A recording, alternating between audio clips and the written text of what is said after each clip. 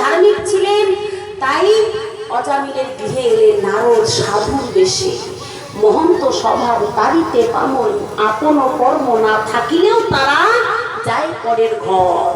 বৈষ্ণব মহন্ত সাধুর স্বভাবটা কি নয়, তাদের স্বভাব অপরকে পরিত্রাণ করা, অপরকে পবিত্র করা।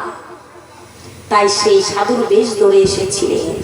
প্রসাদ পেয়ে যখন যাবে নারদ, দেখলেন অজামিলের স্ত্রী সন্তান সম্ভবা।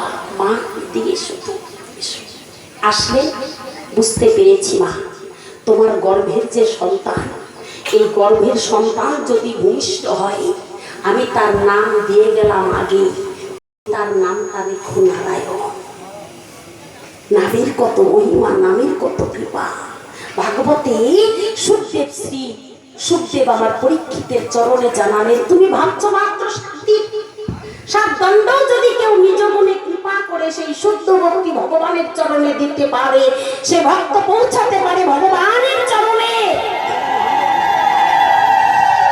যখনই বললেন শোনো, নারায়ণ নাম দিয়ে গেলাম, ভূমিষ্ঠ হলো, নারায়ণ নাম রাখা হলো।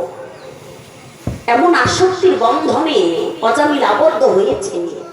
পুত্র, ছোট্ট পুত্র, 5 বৎসরের শিশু। অজামিলের বয়স 88 বৎসর।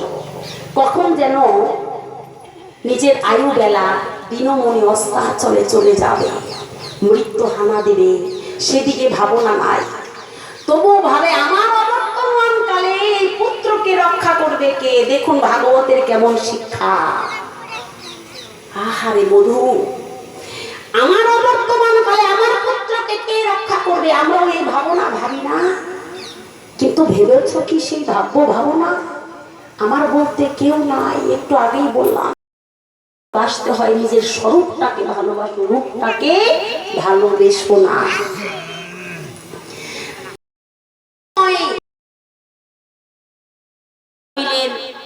মস্তকের পাশে দৈব প্রেরিত কাক যমদূত এসে দাঁড়ালো।